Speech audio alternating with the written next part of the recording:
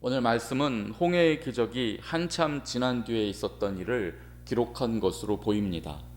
왜냐하면 아론의 누이 미리암과 모든 여인들이 소굴을 잡고 춤을 추었다는 내용이 나오기 때문입니다. 소고란 손에 쥐고 흔들 수 있는 리듬 악기의 일종입니다. 그런데 한두 사람도 아니고 모든 여인이 이렇게 소고를 흔들며 춤을 출 수 있으려면 출애굽 당시에는 불가능하기 때문입니다. 출애굽 당시를 기록한 말씀을 우리가 살펴보았죠.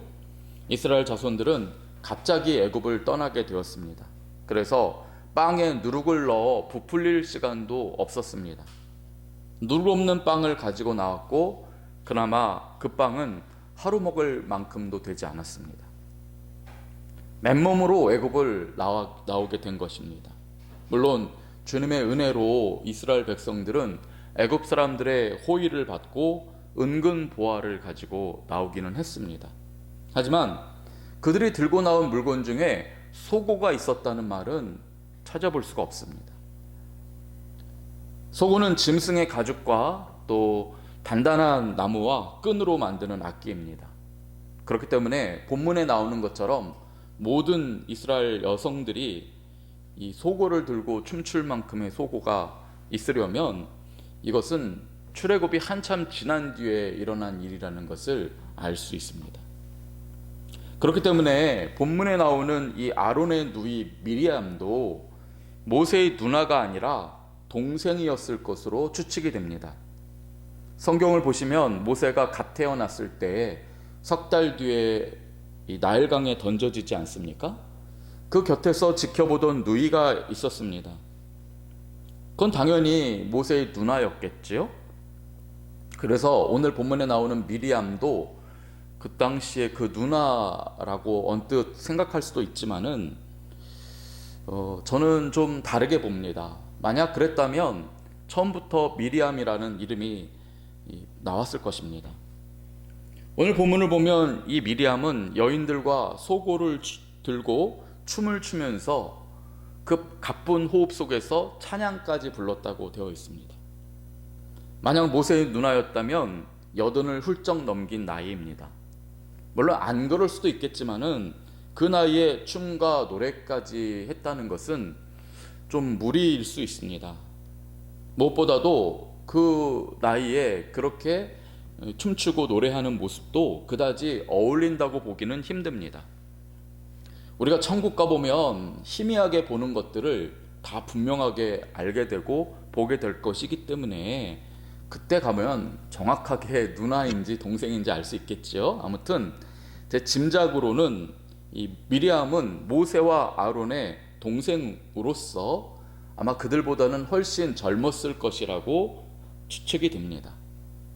오빠들이 하나님의 부름을 받았습니다.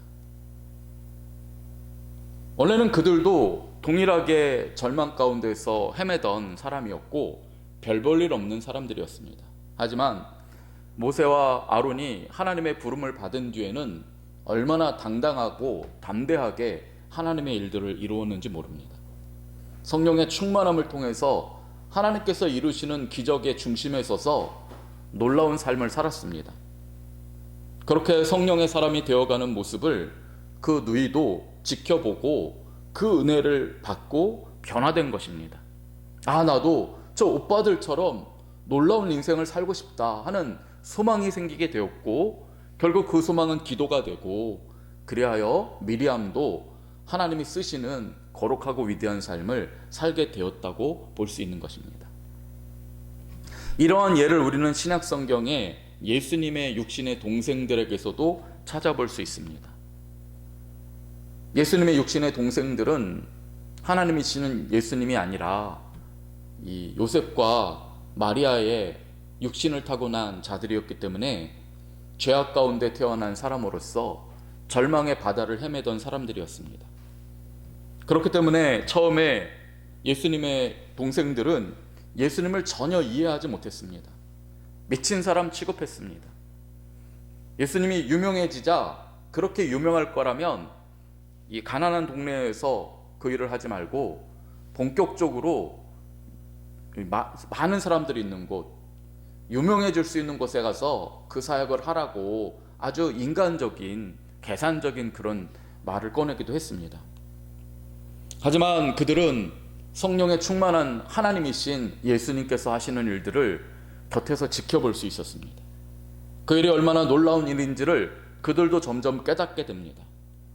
하나님의 사람이신 예수님께서 놀라운 하나님의 역사를 일으키게 되니 죄악 가운데서 태어나고 멸망할 수밖에 없었던 예수님의 동생들도 변화를 받은 것입니다. 나도 우리 형처럼, 나도 우리 주님처럼 살고 싶다는 거룩한 열망이 생기게 되었고, 그 기도는 그들을 변화시켰습니다. 하나님을 닮은 하나님 나라의 백성들이 되었습니다. 그들 중에는 예루살렘 교회의 제1대 담임 목사라고 할 수 있는 야고보가 있습니다. 예수님의 제자 야고보가 아닙니다. 예루살렘 교회의 제1대 담임 목사는 예수님의 육신의 동생 야고보입니다. 그리고 그 야고보가 은혜 받아 기록한 성경이 우리가 읽고 있는 야고보서인 것입니다. 이처럼 누군가 먼저 주님의 그 은혜로 뜨겁게 사랑하게 되고 변화되게 되면은 자연히 그 아름답고 선한 영향력은 점점 가까운 사람들을 변화시키게 되어 있습니다.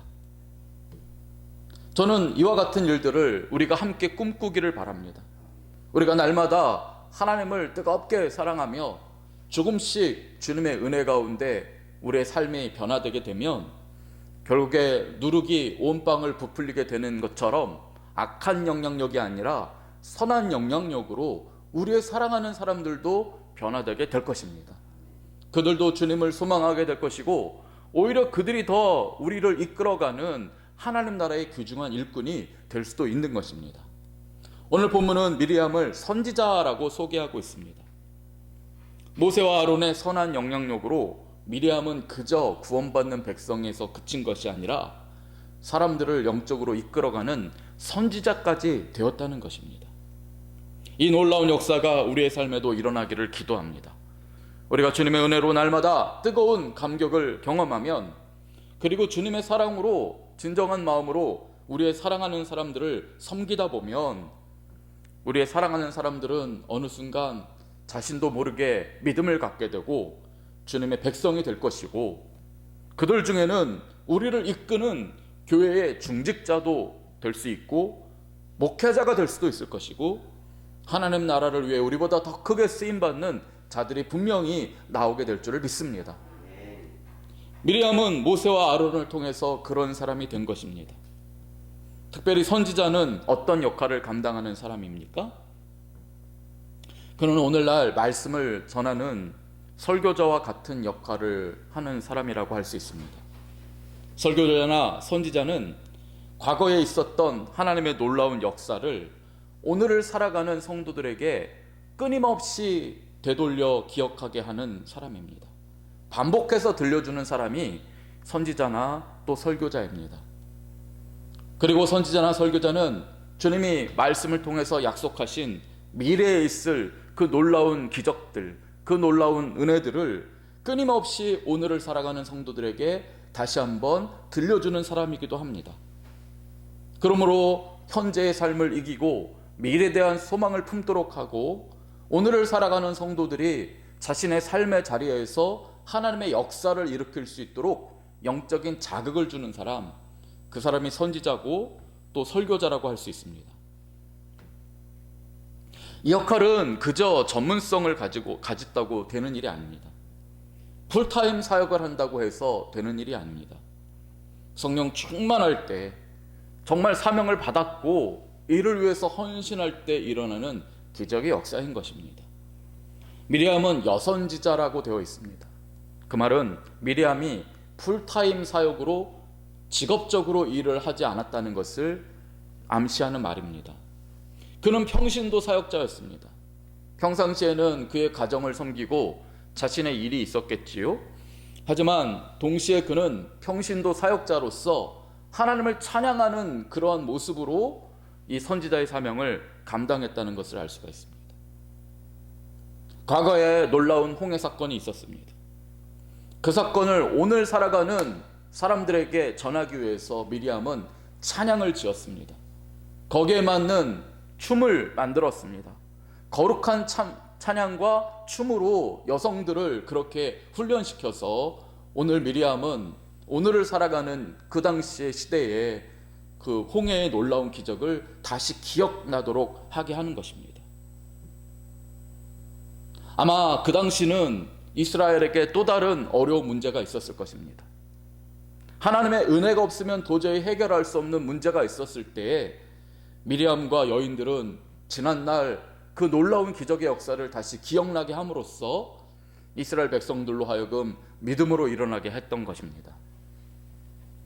미리암이 소재로 삼은 찬양의 내용이 무엇입니까? 본문 19절을 보시면 그것은 출애굽 당시에 있었던 가장 놀라운 사건이었습니다. 하나님께서는 바로의 말과 병거와 마병을 바다에 집어넣으셨고 그들의 머리 위로 수송톤에 바닷물을 덮으셨습니다. 그렇게 해서 하나님을 대적하고 하나님의 백성을 멸망시키려고 했던 이 원수들이 철저히 그 놀라운 기적 가운데 무너지고 패배를 당했습니다. 그리고 주님의 백성들은 모두가 죽어야 할 바다에 난 생명의 길을 걸어가서 구원을 받았던 것입니다. 미리암은 지금 그때의 사건을 찬양으로 재현하고 있습니다. 이스라엘 여인들이 다 손에 소구를 쥐고 이 소구를 치면서 춤을 출 때에 그 모습을 통하여서 홍해에 생명길을 내신 주님의 그 역사가 오늘 다시 이루어질 수 있다는 믿음을 불러일으킨 것입니다. 이런 일은 모세나 아론은 절대로 흉내도 낼 수 없는 일이기도 합니다. 왜냐하면 그들에게 맡겨진 일도 아니고 모세나 아론은 그런 달란트도 없기 때문입니다. 평신도였고 여자였지만은 하나님께서 주신 찬양의 달란트를 가지고 미리암이 그 사명을 감당하니 이스라엘 백성들이 당면한 과제 가운데 하나님을 바라보는 놀라운 역사가 일어나게 된 것입니다. 리듬 타는 그 웅대한 소고 소리를 들으며 이스라엘 백성들은 그 과거에 하나님께서 홍해바다 그 폭풍이 있는 바닷길에 생명길을 내신 그 소리를 다시 한번 듣는 듯 했을 것입니다. 말을 타고 쫓아오던 사람들이 우르르 하는 그 굉음과 함께 완전히 무너지는 그런 소리를 그들은 기억해내게 되었을 것입니다. 그러한 소리와 찬양 가운데 미리암은 본문 21절에서 다음과 같이 노래하고 있습니다. 너희는 여호와를 찬송하라. 그는 높고 영화로우시며 말과 그탄 자를 바다에 던지셨음이로다. 하나님은 지금도 그 역사를 일으키신다는 것입니다.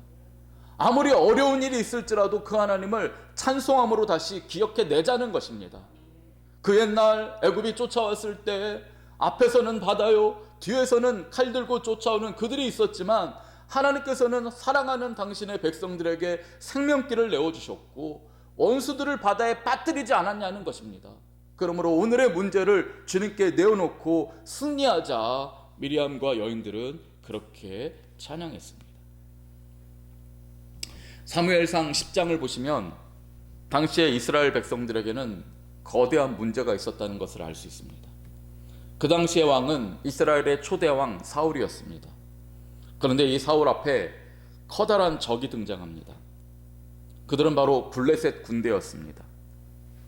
블레셋과의 전쟁에서 지면은 이스라엘 자손들은 다시 한번 애굽의 손에 놀아나는 것처럼 노예로 전락하게 될 것입니다. 그런데 이 블레셋은 역사적으로 볼 때 가장 호전적인 전투 민족이었습니다. 애굽보다 더 잔인한 사람들이었고 전투 능력이 더 탁월했던 사람들입니다. 그러나 이스라엘 백성들은 변변한 군사조차 없었던 오합지졸입니다. 그렇다면 사울 왕과 이스라엘 백성들이 이 전쟁에서 어떻게 이길 수 있을까요?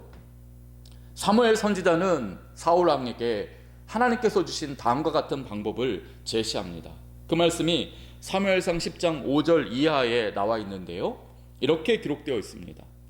그때 네가 하나님의 산에 오르게 될 것이니 그곳에는 블레셋 사람들의 그 군사들이 진치고 있는 영문이 가까이 있는 곳이라. 네가 거기서 선지자의 무리를 만나게 될 것인데 그 선지자의 무리는 비퍼와 소고와 수금을 앞세우고 찬양하며 예언하면서 너를 맞이하게 될 것이다. 네가 그 찬양 소리를 들을 때에 여호와의 영이 너에게 크게 임하게 될 것이니 그러면 너도 하나님의 말씀을 예언하게 될 것이고 새 사람이 되리라, 그렇게 되어 있습니다. 사울은 두려워하는 자였습니다. 그는 좀 소심한 자였기 때문에 아버지가 잃어버린 그 염소를 찾아서 이리저리 돌아다니던 그런 사람이었습니다. 그런 사람이 왕이 되었습니다.